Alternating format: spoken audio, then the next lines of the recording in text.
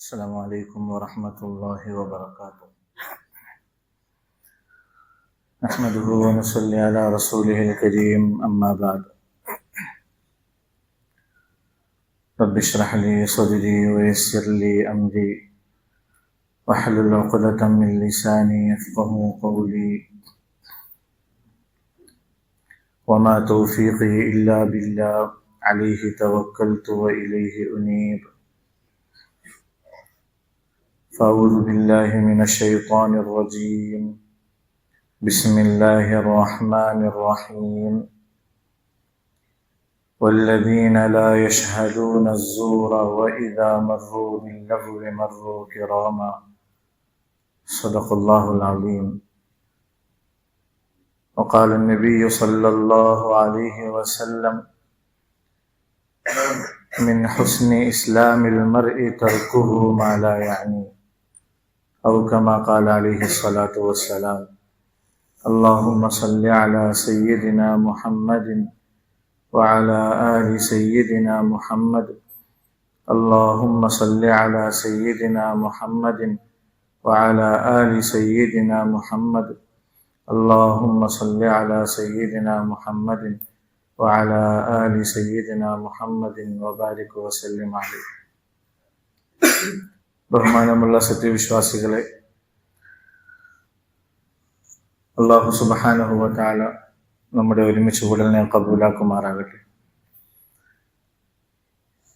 നാം നിർവഹിക്കുന്ന നമസ്കാരങ്ങൾ, മറ്റിതര ഇബാദത്തുകൾ, വന്നുപോയിട്ടുള്ള വീഴ്ചകളെല്ലാം പരിഹരിച്ച് അല്ലാഹു സുബ്ഹാനഹു വ തആല പൂർണ്ണമായും സ്വീകരിക്കുമാറാകട്ടെ. നമ്മെയും നാമുമായി ബന്ധപ്പെട്ട എല്ലാവരെയും അള്ളാഹു അവന്റെ ഔദാര്യം കൊണ്ട് ജന്നാത്തുൽ ഫിർദൗസിൽ ഒരുമിച്ച് കൂട്ടി അനുഗ്രഹിക്കുമാറാകട്ടെ.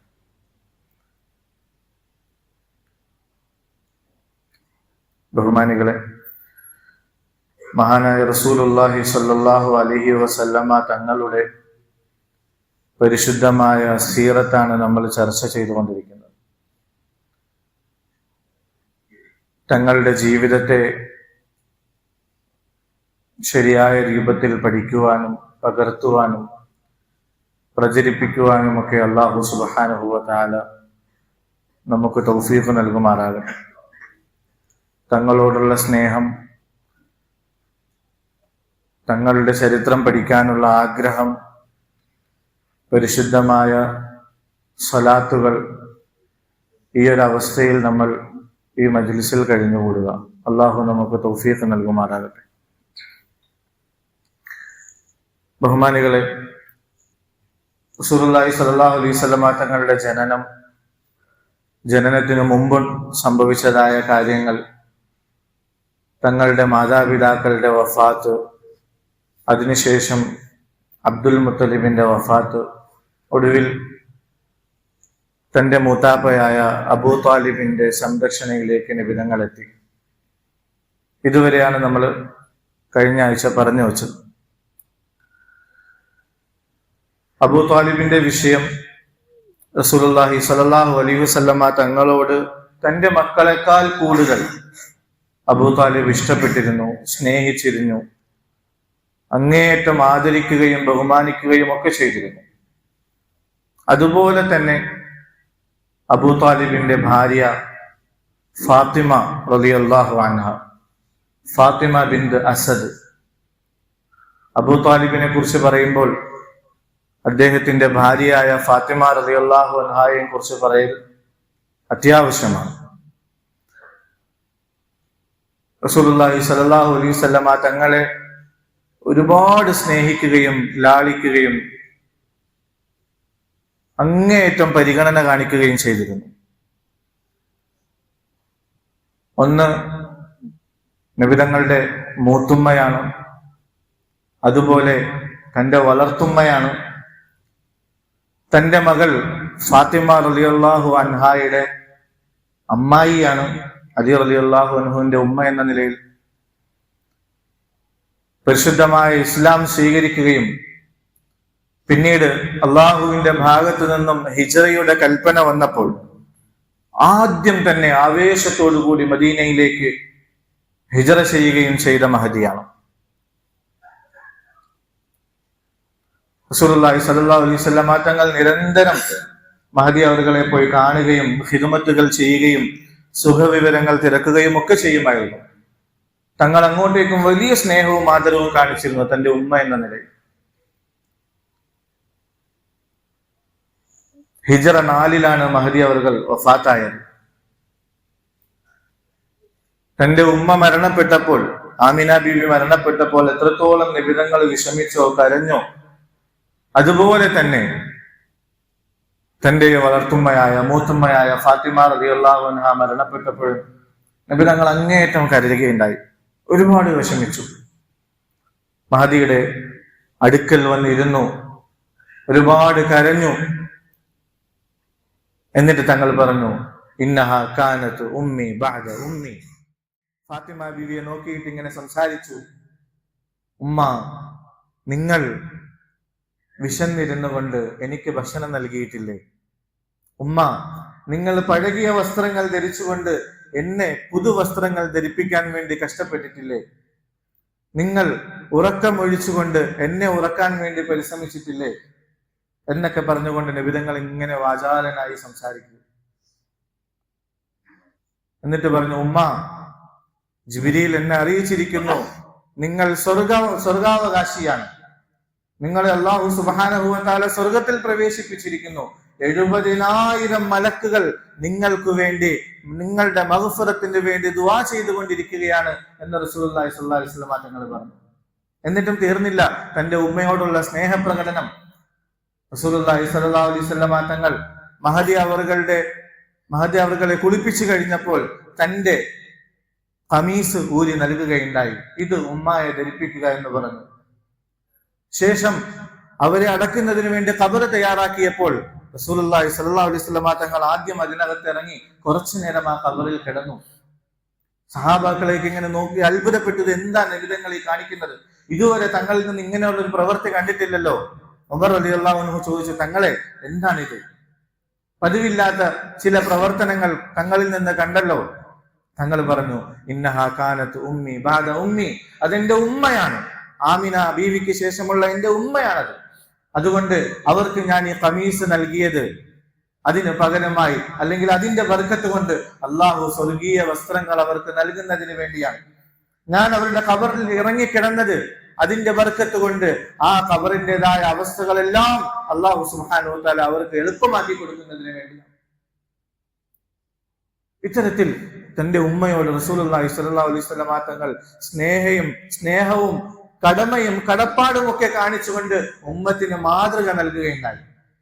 ഉമ്മയോട് എങ്ങനെ പെരുമാറണമെന്നുള്ള അധ്യാപനം റസൂലുള്ളാഹി സ്വല്ലല്ലാഹു അലൈഹി വസല്ലം തങ്ങൾ തന്റെ വാക്കുകളിലൂടെയും പഠിപ്പിച്ചു, തന്റെ പ്രവൃത്തിയിലൂടെയും പഠിപ്പിക്കുകയുണ്ടായി.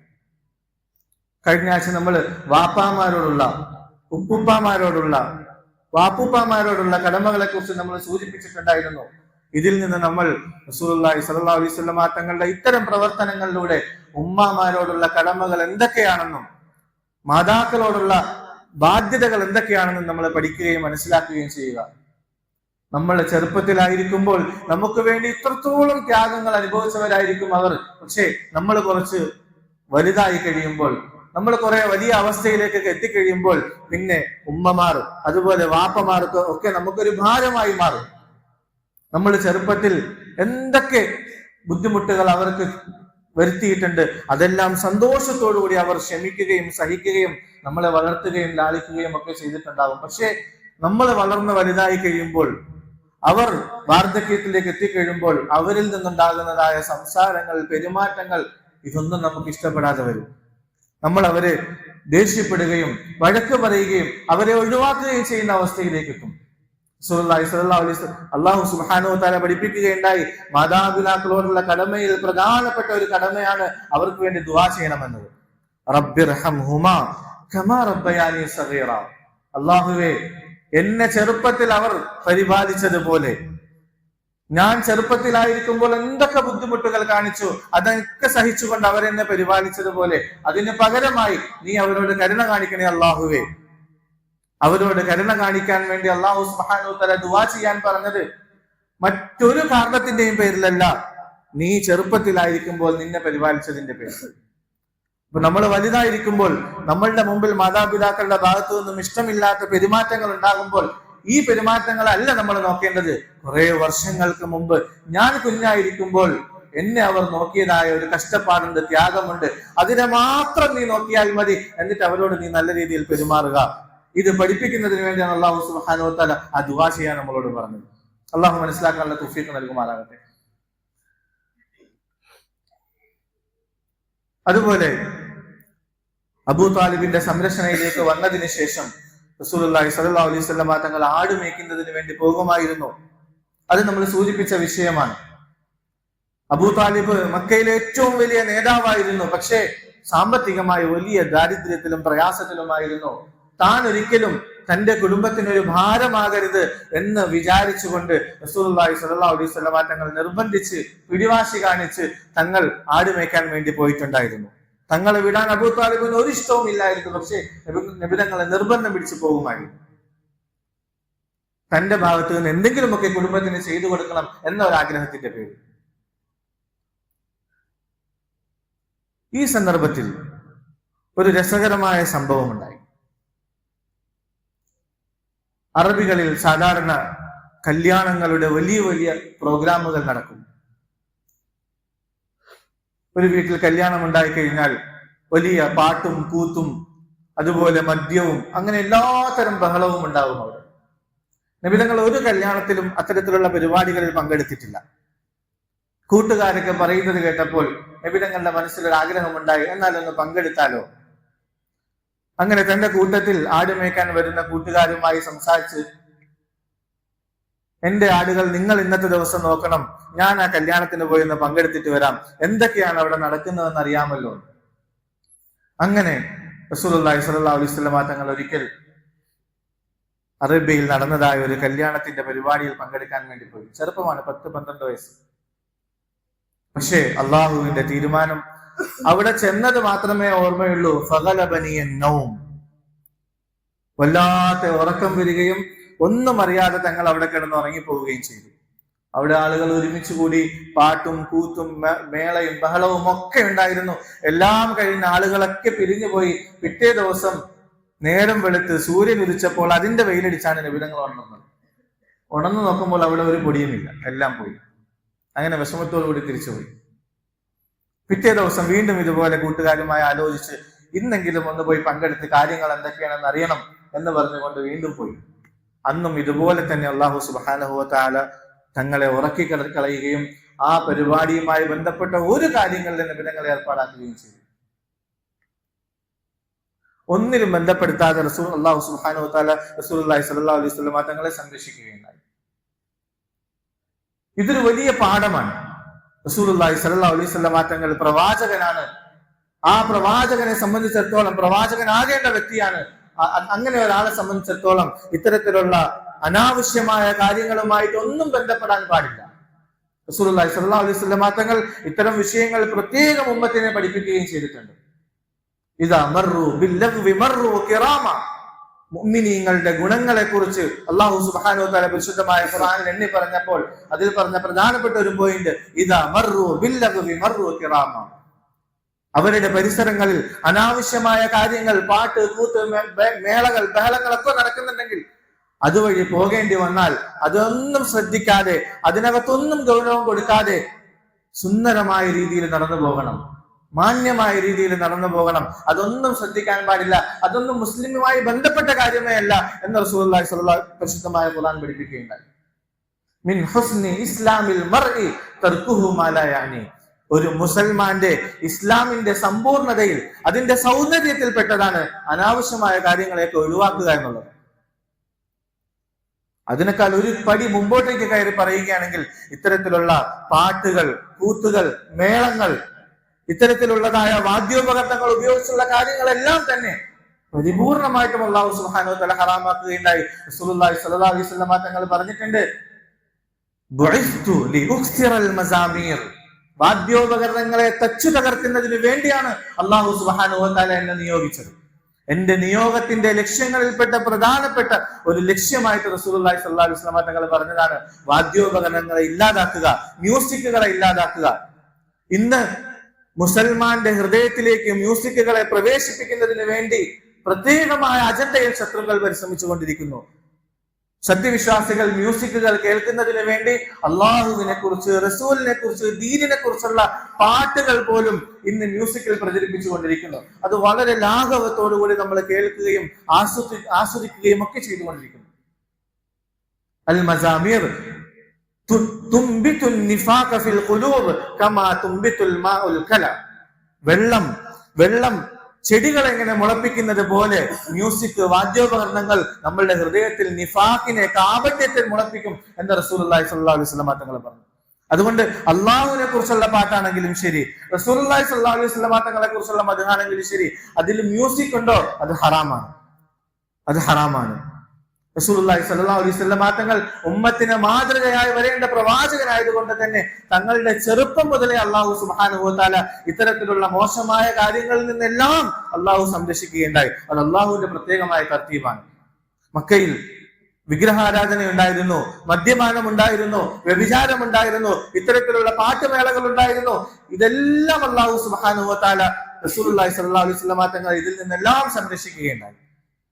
അങ്ങനെ 2 ദിവസം നബിതങ്ങൾ പോയെങ്കിലും അള്ളാഹു സുബ്ഹാനഹു വ തആല അതൊന്നും കേൾപ്പിക്കാതെ, അതിലൊന്നും ഒന്നും ഇടപെടുത്താതെ അള്ളാഹു സുബ്ഹാനഹു വ തആല തങ്ങളെ സംരക്ഷിക്കുകയുണ്ടായി. അതുകൊണ്ട് ഇത്തരത്തിലുള്ള അനിസ്ലാമികമായ കാര്യങ്ങൾ ഇന്ന് പൊതുവെ മുസ്ലിമീങ്ങളായ നമ്മളുടെ വീടുകളിലെ കല്യാണങ്ങൾ, പ്രോഗ്രാമുകൾ, അതിലൊക്കെയും ഇതൊക്കെ വ്യാപകമായി നടന്നുകൊണ്ടിരിക്കുന്നു. അള്ളാഹു സുബ്ഹാനഹു വ തആല നമ്മളെയൊക്കെ കാക്കുമാറാകട്ടെ. ഇതൊക്കെ ഒഴിവാക്കേണ്ടത് അത്യാവശ്യമാണ്.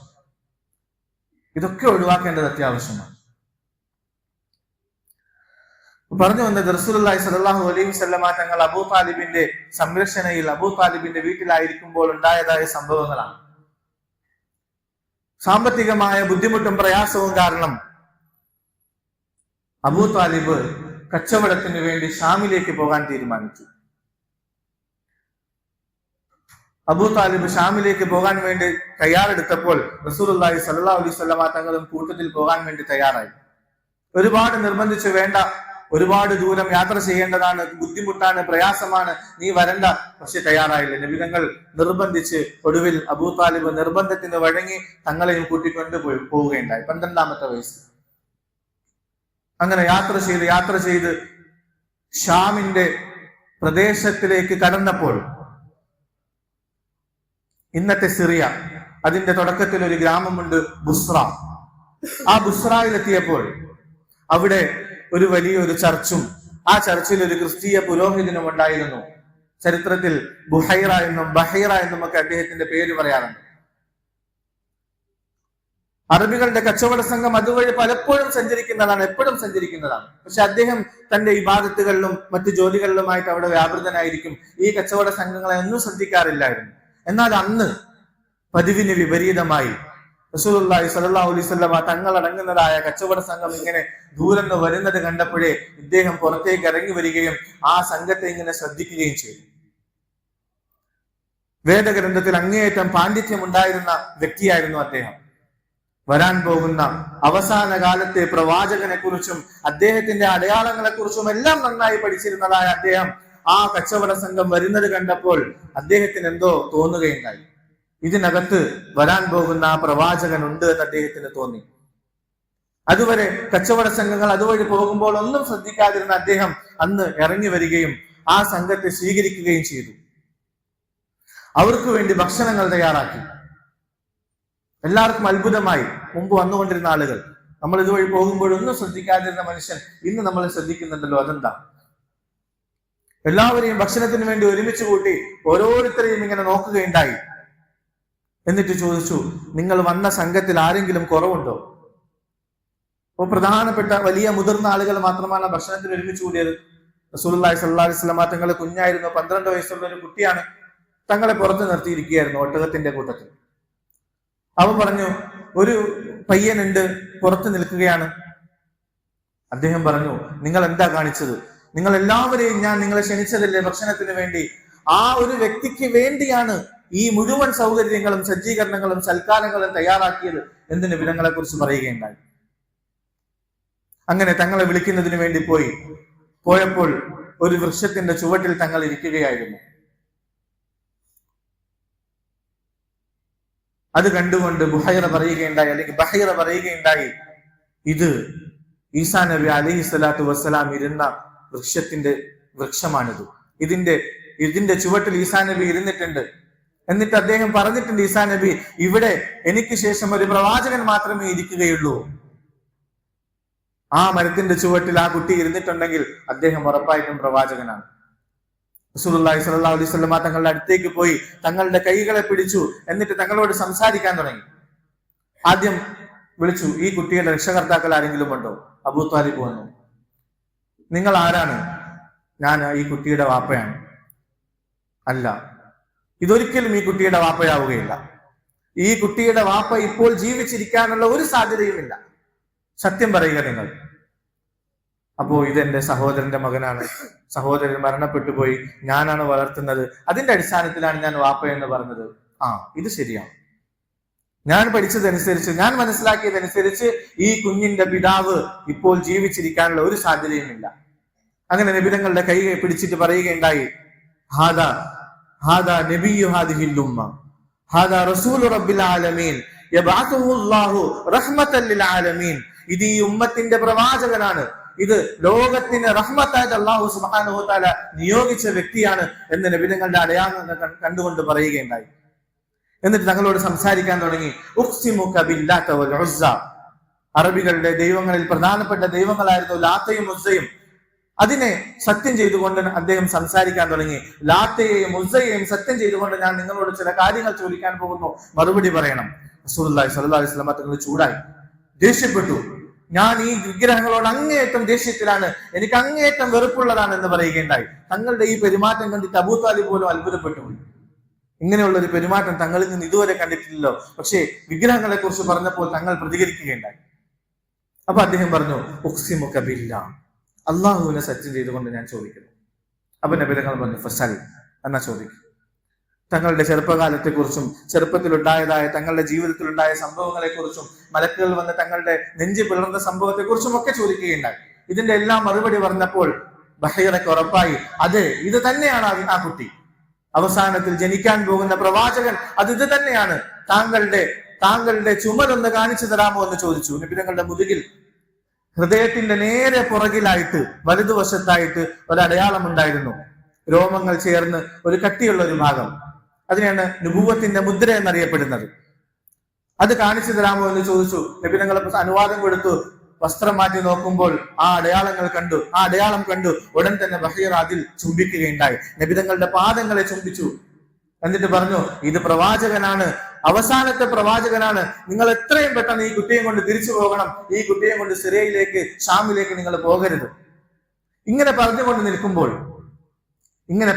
നിൽക്കുമ്പോൾ ഷാം റോമാ സാമ്രാജ്യത്തിന്റെ കീഴിലാണെന്ന് റോമാ സാമ്രാജ്യത്തിൽപ്പെട്ട 7 പേരടങ്ങുന്ന ഒരു സംഘം വന്നു ബുഹൈറയെ വന്ന് സന്ദർശിക്കുകയുണ്ടായി. എന്തിനാണ് നിങ്ങൾ വന്നത്? ഞങ്ങൾ റോമാ സാമ്രാജ്യത്തിന്റെ ഭാഗത്ത് നിന്ന് അയക്കപ്പെട്ടതാണ്. അവസാന കാലഘട്ടത്തിലെ പ്രവാചകൻ നിയുക്തനായതായി ഞങ്ങൾക്ക് വിവരം കിട്ടി. വേദഗ്രന്ഥങ്ങൾ പറയുന്ന അനുസരിച്ച് അദ്ദേഹം ഷാമിലേക്ക് യാത്ര ചെയ്യുന്ന സമയമാണിത്. അദ്ദേഹത്തെ കണ്ടെത്തി കൊലപ്പെടുത്തുന്നതിന് വേണ്ടി ഞങ്ങളെ ഭരണകൂടത്തിന്റെ ഭാഗത്ത് നിന്ന് അയച്ചതാണ്. കാരണം അദ്ദേഹം വന്നു കഴിഞ്ഞാൽ റോമാ സാമ്രാജ്യമൊക്കെ തകർന്നു പോകും, ഇല്ലാതായി പോകുമെന്നാണ് വേദഗ്രന്ഥങ്ങൾ പറയുന്നത്. അതില്ലാതാക്കാൻ വേണ്ടി, ആ പ്രവാചകനെ നശിപ്പിക്കാൻ വേണ്ടി ഞങ്ങളെ പറഞ്ഞു വിട്ടതാണ്. ഇങ്ങനെ ഒരുപാട് സംഘങ്ങളെ രാജ്യത്തിന്റെ വിവിധ ഭാഗങ്ങളിലേക്ക് അയച്ചിട്ടുണ്ട്. അതിലൊരു സംഘമാണ് ഞങ്ങൾ. ഇത് കേട്ടപ്പോൾ ബുഹൈറ അവരെ വിളിച്ചു നിർത്തി സംസാരിച്ചു. ഞാനൊരു കാര്യം നിങ്ങളോട് ചോദിക്കട്ടെ. അല്ലാഹു സുബ്ഹാനഹു വ തആല ഒരു പ്രവാചകനെ അയക്കാൻ തീരുമാനിച്ചിട്ടുണ്ടെങ്കിൽ അതിനെ തടയാൻ നിങ്ങൾക്ക് സാധിക്കുമോ? അവർ പെട്ടെന്ന് ഞെട്ടിപ്പോയി. ശരിയാണ്, സാധിക്കില്ല. അള്ളാഹു അങ്ങനെ ഒരു തീരുമാനം എടുത്തിട്ടുണ്ടെങ്കിൽ ആ തീരുമാനത്തെ തടയാൻ നിങ്ങൾക്ക് സാധിക്കുമോ? ഇല്ല, സാധിക്കില്ല. പിന്നെ നിങ്ങൾ എന്തിനാണ് ഇങ്ങനെ പരിശ്രമിക്കുന്നത്? ഇത് കേട്ടപ്പോൾ അവർക്ക് വലിയ മാനസാന്തരം ഉണ്ടായി. ശരിയാണല്ലോ, അള്ളാഹുവിന്റെ തീരുമാനത്തിൽ നമുക്ക് എങ്ങനെ കൈകടത്താൻ സാധിക്കും? അതുകൊണ്ട് അവരാ ഉദ്ദേശത്തെ ഉപേക്ഷിക്കുകയുണ്ടായി. പക്ഷെ വെറും കൈയോടെ തിരിച്ചു പോയി കഴിഞ്ഞാൽ രാജാവിന്റെ ഭാഗത്ത് നിന്ന്, റോമാ സാമ്രാജ്യത്തിന്റെ ഭാഗത്ത് നിന്ന് ശിക്ഷയുണ്ടാകും. അതുകൊണ്ട് അവർ എല്ലാം ഉപേക്ഷിച്ച് ആ ബഹീറയുടെ കൂട്ടത്തിൽ കഴിയാൻ വേണ്ടി തീരുമാനിച്ചു. ഇതും കൂടി ആയപ്പോൾ ബഹീറ കുറച്ചുകൂടെ ഗൗരവത്തിലായി. വീണ്ടും അബൂ താലിബിന്റെ അടുക്കൽ വന്നിട്ട് പറഞ്ഞു, പ്രശ്നം ഗുരുതരമാണ്, അവസാന പ്രവാചകനെ തിരക്കി ആളുകൾ നടക്കുകയാണ്. നിങ്ങൾ അങ്ങോട്ടേക്ക് പോയി കഴിഞ്ഞാൽ ഒരുപക്ഷെ അപകടപ്പെടുത്താനുള്ള സാധ്യതയുണ്ട് ഈ കുട്ടിയെ, അതുകൊണ്ട് ഇവിടെ നിന്ന് അദ്ദേഹത്തെ തിരിച്ചയക്കുക എന്ന് പറഞ്ഞു. ഇതുകൂടിയായപ്പോൾ അബൂ താലിബ് ഉടൻ തന്നെ തന്റെ കൂട്ടത്തിലുണ്ടായിരുന്ന ഒരാളെയും കൂട്ടിക്കൊണ്ട് റസൂലുള്ളാഹി സ്വല്ലല്ലാഹു അലൈഹി വസല്ലം തങ്ങളെ തിരിച്ച് മക്കയിലേക്ക് പറഞ്ഞു വിട്ടു. അബൂ താലിബ് അവിടുന്ന് പിന്നീട് ഷാമിലേക്ക് യാത്ര പോവുകയും ചെയ്തു. ഇത്തരത്തിൽ റസൂലുള്ളാഹി സ്വല്ലല്ലാഹു അലൈഹി വസല്ലം തങ്ങളുടെ ജീവിതകാലത്ത് ഈ ഒരു കാലഘട്ടത്തിൽ തന്നെ ഒരുപാട് സംഭവങ്ങൾ ഉണ്ടായി. പല സംഭവങ്ങൾ മുമ്പ് ഞാൻ സൂചിപ്പിച്ചിട്ടുണ്ട്. റസൂലുള്ളാഹി സ്വല്ലല്ലാഹു അലൈഹി വസല്ലം തങ്ങളാണ് ആ അവസാന പ്രവാചകൻ. വേദങ്ങൾ മുഴുവനും ഇങ്ങനെ വാചാലമായി സംസാരിച്ച, സന്തോഷ വാർത്തകൾ നൽകിയ ആ അന്ത്യപ്രവാചകൻ ഈ പയ്യൻ തന്നെയാണ്, ഈ കുട്ടി തന്നെയാണ് എന്ന് തെളിയിക്കുന്ന ധാരാളം സംഭവങ്ങൾ ഇത്തരത്തിലുണ്ടായി. ഇതിലൂടെ മറ്റൊരു സന്ദേശവും കൂടി നമുക്ക് കിട്ടുന്നത്, യാത്രകൾ ചെയ്യുന്നത് പരിശുദ്ധമായ ഇസ്ലാമിൽ വളരെ പ്രോത്സാഹിപ്പിക്കപ്പെടുന്ന ഒരു കാര്യമാണ്. കച്ചവടത്തിനാണെങ്കിലും ശരി, അള്ളാഹുവിന്റെ കുദ്റത്തുകൾ കണ്ട് അള്ളാഹുവിനെ മനസ്സിലാക്കുന്നതിനാണെങ്കിലും ശരി, ഇത്തരത്തിലുള്ള യാത്രകൾ നല്ലതാണ്. യാത്ര ഒരുപാട് പരിശുദ്ധമായ ഇസ്ലാം പ്രോത്സാഹിപ്പിച്ചിട്ടുണ്ട്. പക്ഷെ ഒരിക്കലും യാത്രകൾ അള്ളാഹുവിനെ മറക്കുന്നതാകരുത്, അള്ളാഹുവിന്റെ കൽപ്പനകൾക്കെതിരെ പ്രവർത്തിക്കുന്നതാകരുത്. ഇന്ന് നമ്മൾ യാത്രകൾ ധാരാളമായി ചെയ്യാറുണ്ട്. പക്ഷേ യാത്രയിലൂടെ നമ്മൾ മ്യൂസിക്കുകൾ കേട്ടുകൊണ്ട് പോകുന്നു, നമ്മൾ പരസ്പരം മറ്റുള്ളവരെ കുറിച്ചുള്ള പരദൂഷണങ്ങൾ പറഞ്ഞുകൊണ്ട് പോകുന്നു, ഹറാമായ നോട്ടങ്ങൾ, ഹറാമായ പ്രവർത്തനങ്ങൾ, അതുപോലെ നമസ്കാരങ്ങളെ മുടക്കുന്നു. ഇത്തരത്തിൽ ഇസ്ലാമിനെതിരായിട്ടുള്ള കാര്യങ്ങൾ പ്രവർത്തിച്ചു കൊണ്ടായിരിക്കും നമ്മളൊക്കെ പൊതുവെ യാത്രകൾ ചെയ്യുന്നത്.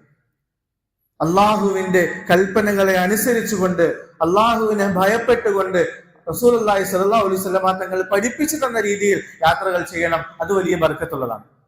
അത് കച്ചവടത്തിന് പോകുന്നതാണെങ്കിലും ശരി, കറങ്ങാൻ പോകുന്നതാണെങ്കിലും ശരി, ഇസ്ലാം ഇതൊക്കെ പ്രോത്സാഹിപ്പിച്ചിട്ടുണ്ട്. പക്ഷെ അതിൻ്റെതായ പരിധികൾക്കുള്ളിൽ നിന്നുകൊണ്ട് മാത്രം. ഖുൽ സീറൂ ഫിൽ അർളി ഫൻദുറൂ കൈഫ ബദഅൽ ഖൽഖ്.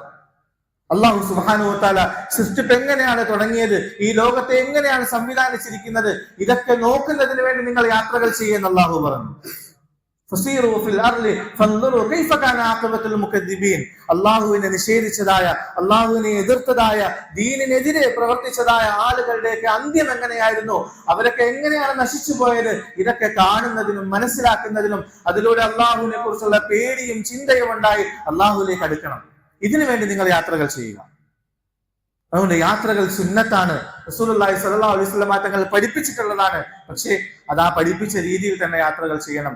ഒരു യാത്രയും അള്ളാഹുവിനെ മറന്നുകൊണ്ടാകരുത്, അള്ളാഹുവിന്റെ കൽപ്പനകളെ കാറ്റിൽ പറത്തിക്കൊണ്ടാകരുത്. എന്നാൽ വലിയ ബർക്കത്താണ് അതിലൊക്കെ.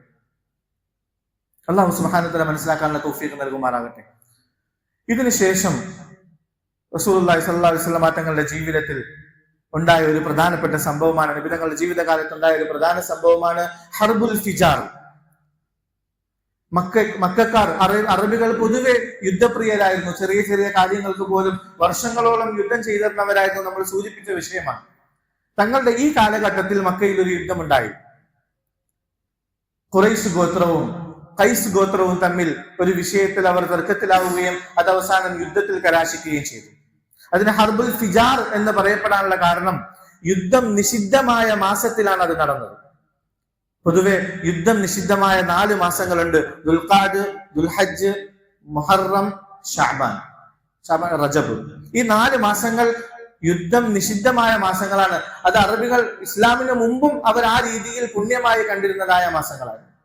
മിൻഹ അർബഅത്തുൻ ഹുറും, അല്ലാഹു പരിശുദ്ധമായ ഖുർആനിൽ പറഞ്ഞ കാര്യമാണ്.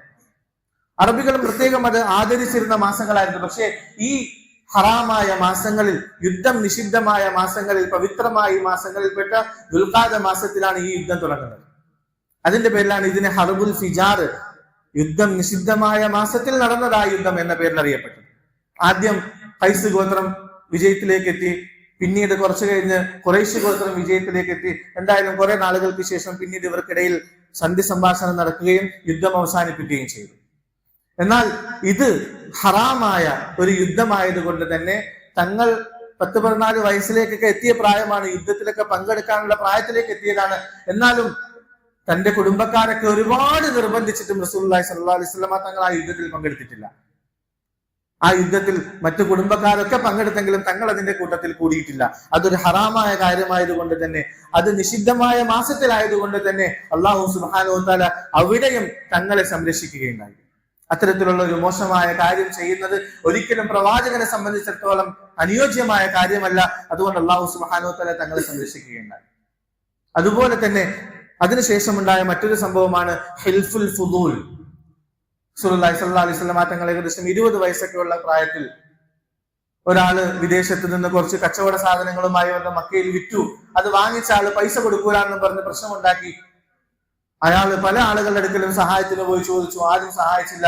ഒടുവിൽ അദ്ദേഹത്തിന് നീതി നേടിക്കൊടുക്കുന്നതിന് വേണ്ടി നാട്ടിലുള്ളതായ ചെറുപ്പക്കാരെല്ലാവരും കൂടി ഒരുമിച്ച് കൂടി ഒരു കരാറ് ചെയ്തു. അവരൊരു ടീം ഉണ്ടാക്കി ഈ അനീതിക്കെതിരെ പോരാടാൻ വേണ്ടി അവർ തയ്യാറായി. അങ്ങനെ അവരെല്ലാവരും കൂടി പോയി ഇദ്ദേഹത്തിന് വേണ്ടി വാദിക്കുകയും അദ്ദേഹത്തിന്റെ അവകാശങ്ങൾ നേടിക്കൊടുക്കുകയും ചെയ്തു. അങ്ങനെ ആ ചെറുപ്പക്കാർ ഒരുമിച്ച് കൂടി ഉണ്ടാക്കിയ ഒരു സംഘടനയുടെ ഒരു കരാറിന്റെ പേരാണ് ഹിൽഫുൽ ഫുദൂൽ. ഇവിടെ ആരും ഇനി ആക്രമിക്കപ്പെടാൻ പാടില്ല, ആർക്കും അനീതി ഉണ്ടാകാൻ പാടില്ല, ആരുടെയും അവകാശങ്ങൾ നിരോധിക്കപ്പെടാൻ പാടില്ല. അതിനുവേണ്ടി നമ്മൾ അവസാനം വരെയും പോരാടുമെന്ന് പറഞ്ഞ് ചെറുപ്പക്കാർ ഒരുമിച്ച് കൂടി. ആ സംഘത്തിൽ റസൂലുള്ളാഹി സ്വല്ലല്ലാഹു അലൈഹി വസല്ലം തങ്ങളും ഉണ്ടായിരുന്നു. അതൊരു ഉന്നതമായ ദൗത്യമാണ്. പൊതുജനങ്ങളുടെ ജീവജാലങ്ങളുടെ അവകാശങ്ങൾക്ക് വേണ്ടി പോരാടുന്നത്, അതിനുവേണ്ടി പരിശ്രമിക്കുന്നത്, അതിനുവേണ്ടി ത്യാഗം ചെയ്യുന്നത് പരിശുദ്ധമായ ഇസ്ലാം ഒരുപാട് പ്രോത്സാഹിപ്പിച്ച കാര്യമാണ്. നബിതങ്ങൾ പിൽക്കാലത്ത് നുബുവത്തൊക്കെ കിട്ടിയതിനു ശേഷം ഈ ഹിൽഫുൽ ഫുദൂലിനെ കുറിച്ച് പറഞ്ഞ് അഭിമാനിക്കുമായിരുന്നു. മക്കക്കാർ ഇനിയും എന്നെ അത്തരത്തിലൊരു ഉടമ്പടിക്ക് വേണ്ടി, ഒരു പൊതുപ്രവർത്തനത്തിന് വേണ്ടി എന്നെ വിളിച്ചാൽ ഞാൻ ഉറപ്പായിട്ടും അവരുടെ കൂട്ടത്തിൽ പോവുകയും അതിന്റെ കൂട്ടത്തിൽ സഹകരിക്കുകയും ചെയ്യുമെന്ന് പറഞ്ഞ് നബിതങ്ങൾ പ്രോത്സാഹിപ്പിക്കുകയുണ്ടായി. അതുകൊണ്ട് പൊതുവെ നമ്മുടെ നാടുകളിലൊക്കെ ഇത്തരത്തിലുള്ള പൊതുപ്രവർത്തനങ്ങൾ നടക്കുമ്പോൾ നമ്മൾ അതിനങ്ങേയറ്റം ആഗ്രഹത്തോടു കൂടി നമ്മൾ ദീനിന്റെ ബാധ്യതയാണെന്ന് മനസ്സിലാക്കി അതിന്റെ കൂട്ടത്തിൽ നമ്മൾ കൂടാൻ തയ്യാറാകണം. പൊതുപരിപാടികൾ നടക്കും, പൊതുവായിട്ടുള്ള പൊതുജനങ്ങളുടെ ക്ഷേമത്തിനുള്ളതായ പ്രവർത്തനങ്ങൾ നടക്കുമ്പോൾ ഒരു ഇസ്ലാമിനെതിരാകാത്ത കാര്യങ്ങളാണെങ്കിൽ 100% നമ്മൾ അതിൽ പങ്കെടുക്കണം. അത് നമ്മളുടെ ദീനിന്റെ ബാധ്യതയാണെന്ന് മനസ്സിലാക്കുക. ഇത്തരത്തിൽ റസൂലുള്ളാഹി സ്വല്ലല്ലാഹു അലൈഹി വസല്ലം തങ്ങളെ ഓരോ കടമ്പകൾ കടത്തി അല്ലാഹു സുബ്ഹാനഹു വ തആല നുബുവത്തിലേക്ക് എത്തിക്കുകയായിരുന്നു. ഇനി ഇതിനു ശേഷമാണ് 2-3 പ്രധാനപ്പെട്ട സംഭവങ്ങൾ നബിതങ്ങളുടെ ജീവിതത്തിൽ നടക്കുന്നത്. ഖദീജ ബീവിയുമായുള്ള വിവാഹം, അതുപോലെ പരിശുദ്ധമായ കഅബ പുനർനിർമ്മിച്ചതായ സംഭവം, അങ്ങനെ വളരെ പ്രധാനപ്പെട്ട സംഭവങ്ങൾ ഇനി തങ്ങളുടെ ജീവിതത്തിൽ വരാനുണ്ട്. അല്ലാഹു സുബ്ഹാനഹു വ തആല പഠിക്കാനും മനസ്സിലാക്കാനും അതിലൂടെ പാഠം ഉൾക്കൊള്ളുവാനും ജീവിതത്തിൽ പകർത്തുവാനും ഒക്കെ നമുക്ക് നല്ല തൗഫീഖ് നൽകുമാറാകട്ടെ. ആഖിറു ദഅവാന അൽഹംദുലില്ലാഹി റബ്ബിൽ ആലമീൻ. അസ്സലാമു അലൈക്കും വറഹ്മത്തുള്ളാഹി വബറകാതുഹു.